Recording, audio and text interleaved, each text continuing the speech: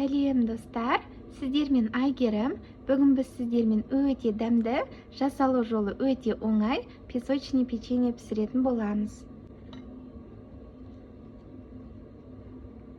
Ортасы толықтай піскен, өте дәмді болып шығады. Сондықтан міндетті түрде жасап көріңіздер. Ең алдымен таза ыдысымызға 2 жұмыртқамызды жарып салатын боламыз.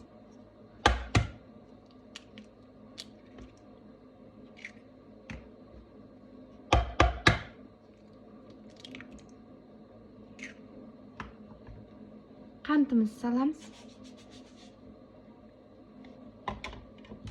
Жақсылап араластырамыз.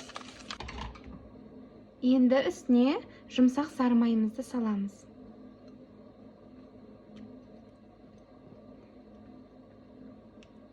Кішкене араластырып аламыз.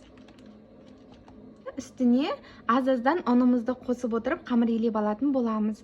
Ұнымызды илектен өткізіп аламыз. Осы ұнымыздың үстіне 1 шай қасық қопсытқыш саламыз.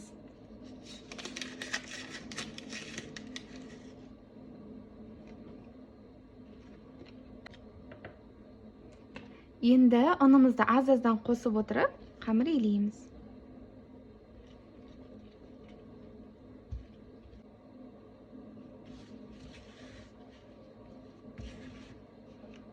Енді ары қарай қолымызбен илейміз.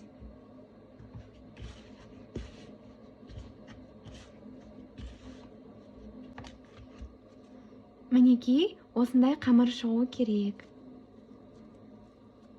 Енді осыны 5 минутқа бетін жауып қойып қоятын боламыз. Енді печеньелерімізді жасап бастаймыз. Жанымызға пешіміздің табағында дайындап қоямыз. Бетіне пергамент қағазын төсеп қойдым. Печеньелеріміз күйіп басы жабысып қалмас үшін.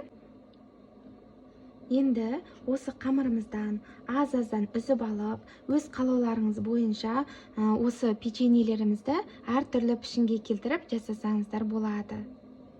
Мен домалақ пішінді печенье жасайтын боламын, сондықтан домалақтаймын.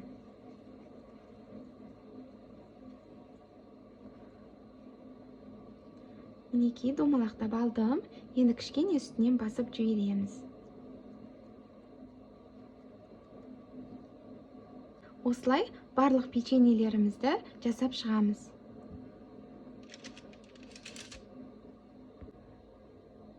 Мінекей, печеньелерімізді домалақ пішінге келтіріп алдық.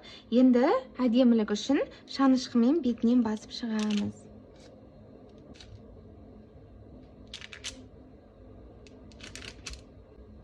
Мінекей, дайын. Енді осыны пешімізде 180 градуста 15-20 минут пісіріп алатын боламыз. Печеньелеріміз пісті. Көтерілгендіктен салған узорларымыз анық көрінбей қалыпты, бірақ сонда да өте әдемі болып шықты. Енді осы табағымызда 5 минут суытып алып, содан соң барып ұсына берсеңіздер болады. Ас болсын.